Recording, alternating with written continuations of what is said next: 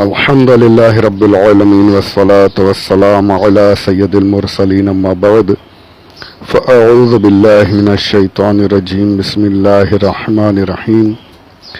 میرے ساتھ مل کر پڑھ لیں الصلاة والسلام علیک یا رسول اللہ وعلى آلک وصحابک یا حبیب اللہ. محترم سامعین السلام علیکم ورحمۃ اللہ وبرکاتہ. 19 ذوالقعدہ 1442 ہجری 30 جون 2021 یوم الاربعاء چہارشنبہ وینسڈے بدھ.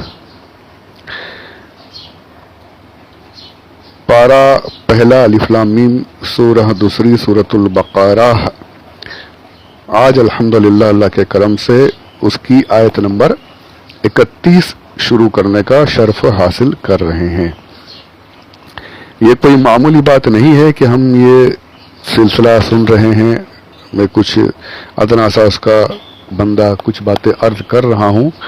یہ اللہ کا احسان ہے. اس کو اگر آپ تھوڑا غور کریں گے تو پچھلی آیت جو ہم نے مکمل کی آیت نمبر 30 اس پر ایک ہی آیت پر اللہ کے کرم سے ہمارے علماء نے اتنا کچھ لکھا ہے کہ مجھ گناہگار کو بھی مختصر کرنے کے باوجود بہت کچھ اسکپ کرنے کے باوجود آپ کو بیان کرتے ہوئے 40 آڈیوز بن گئے. اللہ کا کرم ہے الحمدللہ. ایک آیت پر 40 آڈیوز یہ کوئی چھوٹی بات نہیں. ہمارے علماء نے اتنا کچھ لکھا ہے اور میں نے چند باتیں آپ کی خدمت میں پیش بھی کی ہیں. تو یہ اتنی طویل یہ گفتگو رہی. اللہ کا احسان ہے. دیکھیے کہ قرآن پاک کس قدر علم کا دریا ہے, سمندر ہے, جس میں کوئی کمی آ ہی نہیں سکتی. چاہے جتنا آپ اس پہ غور کرتے رہیں نئی نئی باتیں آتی رہیں گی انشاءاللہ. اللہ کا احسان ہے. اللہ اسے قبول فرمائے. میرے کہنے کو آپ کے سننے کو اللہ قبول فرمائے اور ہمیں صحیح علم حاصل کرنے کی توفیق عطا فرمائے. آمین بجاہ نبی الامین صلی اللہ علیہ وسلم. اب یہ آیت پاک اس کو سماعت کرتے ہیں, اس کا ترجمہ سنتے ہیں. اللہ عز و جل ارشاد فرماتا ہے اعوذ باللہ من الشیطان الرجیم بسم اللہ الرحمن الرحیم. وعلم آدم الأسماء كلها ثم عرضهم على الملائكة فقال أنبئوني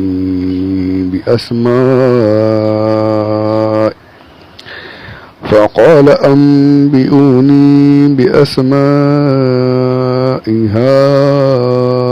هؤلاء إن كنتم صادقين. صدق اللہ العلی العظیم. ترجمہ کنز الایمان شریف میں اعلیٰ حضرت اس طریقے سے کرتے ہیں اور اللہ تعالیٰ نے آدم کو تمام اشیاء کے نام سکھائے. پھر سب اشیاء ملائکہ پر پیش کر کے فرمایا سچے ہو تو ان کے نام تو بتاؤ. یہ آیت پاک اور اس کا ترجمہ آپ نے سنا. پہلے تو یہ دیکھ لیں کہ ہماری ہم نے جو پچھلی آیت پاک سنی ہے یہ اسی کے سلسلے کو آگے جاری کیا ہوا ہے. اس آیت پاک میں وہی واقعہ چل رہا ہے تو آیت پاک کا اس آیت سے بھی تعلق ہے. خلافت کے بارے میں یہ کہا گیا کہ انسان کو خلافت دی جا رہی ہے, آدم علیہ السلام کو خلافت دی جا رہی ہے. تو اب خلیفہ جسے بنایا جائے گا اسے اپنی رعایا جن پر خلافت کرنی ہے ان کے بارے میں علم تو ہونا چاہیے نا. ان کے معاملات اسے صحیح کرنے ہیں, اصلاح کرنی ہے, تو ساری چیزوں کا علم ہونا چاہیے کہ کس چیز پر سزا دینی ہے, کس چیز پر انعام دینا ہے, کس معاملے میں کیا فیصلہ کرنا ہے, ان کے ساتھ کیسے رہنا ہے, آپس میں معاملات کیسے سدھارنے ہیں. یہ ساری چیزیں جب خلیفہ کو جب علم ہوگا تبھی تو صحیح فیصلے, صحیح حالات صحیح کر سکے گا, اصلاح کر سکے گا. تو یہاں بتایا جا رہا ہے کہ خلافت دی ہے تو ساتھ ہی ساتھ علم بھی عطا کیا جا رہا ہے کہ خلافت کس طریقے سے کرنی ہے. اور جو ہمارے تمام خلفاء دیکھ لیں، انبیاء علیہم السلام نے بھی اسی علم کے مطابق بالکل صحیح طریقے سے خلافت کا حق ادا کیا۔ انبیاء علیہم السلام کے بعد ہمارے آقا صلی اللہ تعالیٰ علیہ وآلہ وسلم کی امت میں یہ خلافت آئی، اور آپ کے بعد جو خلفاء رہے، حضرت ابوبکر صدیق، حضرت عمر فاروق، حضرت عثمان غنی، مولا علی رضی اللہ تعالی عنہم اجمعین، ان کی خلافت، خلافت راشدہ ایسی خلافت رہی۔ صرف یہی نہیں، اور بھی اللہ کے نیک اور مقرب بندوں نے ایسی خلافتیں کی ہیں کہ قیامت تک اس کی مثالیں نہیں مل سکتی۔ اس طریقے سے خلافت کا حق ادا کیا ہے۔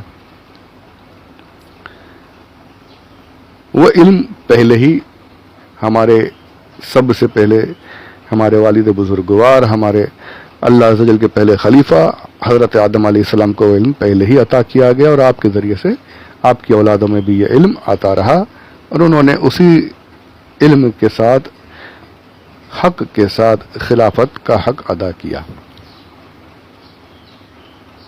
کچھ بھٹکے، کچھ خلفاء جو ہیں دنیا کے لالچ میں، دنیا کی محبت میں پڑے، اور ان کا حال یہ ہے کہ آج تک اور قیامت تک ان پر لعنتیں ہوتی ہی رہیں گی۔ ان کی کوئی نام بھی اچھے طریقے سے نہیں لیتا، ان کی قبریں کہاں چلی گئی وہ بھی لوگوں کو پتہ نہیں ہے، نام و نشان مٹ گئے ان کے۔ تو خلافت جو صحیح طریقے سے ہو، جو حق کے ساتھ ہو، جو اصلاح اور عدل و انصاف کے ساتھ رہے، وہی خلافت ہے، اور اسی خلیفہ کا نام گونجتا رہے گا۔ اب یہاں پر علم کے بارے میں، اچھا دوسرا تعلق جو علم سے تھا وہ یہ کہ اس آیت میں فرشتوں نے اللہ عز و جل کی بارگاہ میں جو عرض کیا تھا، اس کا جواب انہیں یہ دیا گیا کہ میں جانتا ہوں، اس کی حکمتیں میں جانتا ہوں، تم نہیں جانتے۔ مجھے پتا ہے کہ میں خلافت کیوں دے رہا ہوں انسانوں کو۔ اب اس بات کو فرشتے وہاں خاموش ہو گئے، اب اس کو اور کلیئر کیا جا رہا ہے، اور کلیئرفائی کیا جا رہا ہے کہ انسانوں کو جو میں خلافت دے رہا ہوں اس کی ایک بڑی وجہ علم ہے۔ تم فرشتے ہو، تمہارے پاس عبادتیں ہیں، بہت کچھ ہے، پر وہ علم جو انسانوں کو میں نے دے دیا ہے، انسانوں کو جو علم ملے گا وہ تمہیں بھی نہیں حاصل ہے۔ تو اس کی مثال، ایک مثال یہاں پر پیش کی گئی ہے۔ تو علم کا یہاں پر یعنی اس آیت میں پچھلی آیت سے اس طریقے سے کنیکشن ہے کہ علم کو بتایا گیا خلافت کی وجہ۔ علامہ جو ہے اس کا مطلب ہوتا ہے کسی کو آہستہ آہستہ بتدریج، دھیرے دھیرے کچھ سکھانا، کچھ علم عطا فرمانا۔ اب یہاں پر یہ بھی سمجھ لیجئے کہ اس آیت میں اللہ عز و جل نے جو ذکر کیا ہے علم آدم الاسماء، یہ نہیں تھا کہ آپ کو یہیں سے علم عطا کرنا شروع کیا گیا۔ ایمانیات، اللہ عز و جل کی ذات و صفات، حضور اکرم صلی اللہ علیہ وآلہ وسلم کی رسالت، ان چیزوں کا علم آپ کو پہلے ہی عطا فرما دیا گیا تھا۔ ابھی آپ کی تخلیق مکمل ہوئی بھی نہیں تھی، آپ نے پیچھے سنا کہ جیسے ہی روح آپ کے بدن اطہر میں داخل ہونے لگی، آپ کو جب چھینک آئی تو آپ نے فوراً الحمدللہ پڑھا۔ یہ کیا تھا؟ ابھی تو پورے بدن میں روح بھی نہیں آئی، ابھی تو ایسا ہے ہی ممکن ہی نہیں کہ کہیں جا کر کسی مدرسے میں جا کر سیکھا ہو، کسی سے بات بھی نہیں کی، اور فوراً الحمدللہ۔ پتہ چلا کہ اللہ عز و جل نے پہلے ہی وہ علم عطا فرما دیا تھا کہ وحدانیت، ایمانیات، اللہ عز و جل کیا ہے، اس کی ذات کیا ہے، اس کی صفات کیا ہے، یہ علم پہلے سے ہی عطا فرما دیا گیا تھا۔ تو اسی لیے تو آپ نے فوراً، ابھی مکمل تخلیق ہوئی بھی نہیں، اور الحمدللہ آپ نے اپنی زبان مبارک سے فرمایا، اللہ کی حمد پہلے ہی بیان کی۔ تو یہاں پتہ چلا کہ وہی علم نہیں تھا جو یہاں پر ابھی ذکر کیا جا رہا ہے، بلکہ پہلے سے ہی علم عطا کر دیا گیا تھا۔ دوسرا پھر یہ بھی پتہ چلا کہ آگے آپ روایت سنیں گے انشاءاللہ کہ آپ نے جب آنکھ کھولی ہے تو چشمان مبارک سے عرش پر لا الہ الا اللہ محمد رسول اللہ صلی اللہ علیہ وآلہ وسلم لکھا ہوا دیکھا۔ پھر آگے تفصیل ہے انشاءاللہ اس کی، وہ آگے ذکر کریں گے۔ حضور کو پہچان لیا آپ نے کہ یہ کون ہے؟ محمد، اللہ نے ان کے اپنے نام کے ساتھ جو یہ نام محمد لکھا ہوا ہے، بہت عظمت والی کوئی ہستی ہے جس کا نام اللہ نے اپنے ساتھ بالکل لکھ کر رکھا ہے۔ تو یہاں بھی یہ پتہ چلا کہ لا الہ الا اللہ محمد رسول اللہ دیکھا بھی اور پڑھا بھی اور اس پر ایمان بھی لے آئے صلی اللہ علیہ وآلہ وسلم۔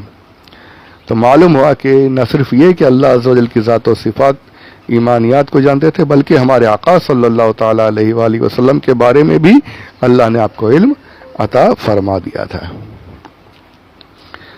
صرف وحدانیت کا علم ہی نہیں دیا گیا بلکہ رسالت کا علم بھی آپ کو عطا فرما دیا گیا۔ تو یہ جو آج گھومتے ہیں نا، یہ اپنے آپ کو بڑے توحید والے کہتے ہیں، اللہ کی باتیں کرو، کیا یہ سب رسول کا ذکر، رسول کی تعظیم، یہ میلاد کی محفل، یہ نعت، یہ سب غلط ہے۔ جیسے کہنے والے گھومتے ہیں، ان کے دلوں پر سانپ لوٹتا ہے جب حضور اکرم صلی اللہ علیہ وآلہ وسلم کی عظمت کے ترانے، حضور کی عظمت کی باتیں سنتے ہیں نا، تو یہ بڑے جل بھن کر رہ جاتے۔ کیوں؟ پھر وہ کیا کہتے ہیں کہ ارے یہ سب کیا ہے؟ حضور آئے گئے، ختم، ان کا کام مکمل ہو گیا، وہ اپنی قبر میں ہے۔ اب جو ہے انہوں نے جو راستہ بتایا ہے اس راستے پر چلو، یہ اصل ہے۔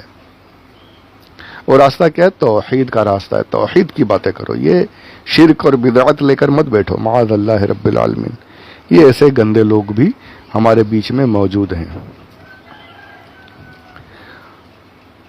تو انہیں یہ معلوم ہونا چاہیے کہ ہمارے والد بزرگوار، اللہ کے پہلے خلیفہ حضرت آدم علیہ السلام نے صرف توحید کی بات نہیں کی، توحید کا علم بھی آپ کو رہا، الحمدللہ بھی آپ نے کہا، ساتھ میں محمد رسول اللہ صلی اللہ علیہ وآلہ وسلم پر بھی ایمان رہا، حضور کی عظمت کو بھی پہچانا، حضور کو بھی پہچانا، یہ بھی مانا ہے کہ اللہ نے اس نام کو اپنے نام کے ساتھ رکھا ہے تو بڑی عظمت والا ہے۔ صرف توحید پر نہیں بلکہ رسالت پر بھی اور حضور کی عظمت پر بھی آپ کا ایمان تھا، اور حضور کی عظمت کو بھی آپ نے قبول فرمایا تھا۔ یہ آگے ذکر آئے گا انشاءاللہ۔ تو یہاں پتہ چلا ہے کہ صرف توحید کرتے رہنا یہ شیطانی طریقہ ہے۔ ایمان کا طریقہ صرف توحید نہیں ہے بلکہ اللہ عز و جل کی توحید کے ساتھ ساتھ حضور اکرم صلی اللہ علیہ وآلہ وسلم کی رسالت بھی، اور رسالت بھی ایسی جیسی کہ آپ کی رسالت کو ماننے کا حق ہے۔ یہ نہیں کہ ایک پوسٹ مین آیا، اس نے پیغام دیا اور چلا گیا، اب اس پیغام کو مانو، پوسٹ مین کو چھوڑ دو، معاذ اللہ رب العالمین۔ جی نہیں،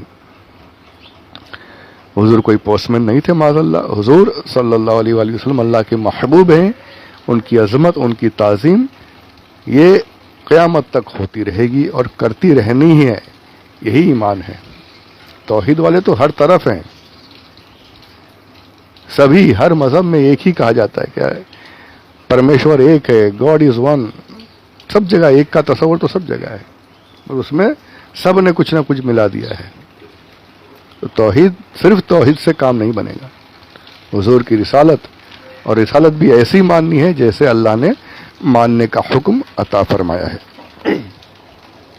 تو یہ چند ایک باتیں علم کے تعلق سے میں نے عرض کی، جو علم آپ کو سکھایا گیا۔ ابھی اور بھی باتیں ہیں انشاءاللہ، اگلے آڈیو میں اسے سنیں گے۔ اللہ عز و جل ہمیں سننے، سمجھنے، یاد رکھنے کی سعادت نصیب فرمائے۔ آمین بجاہ النبی الامین صلی اللہ علیہ وسلم، وما علینا الا البلاغ المبین۔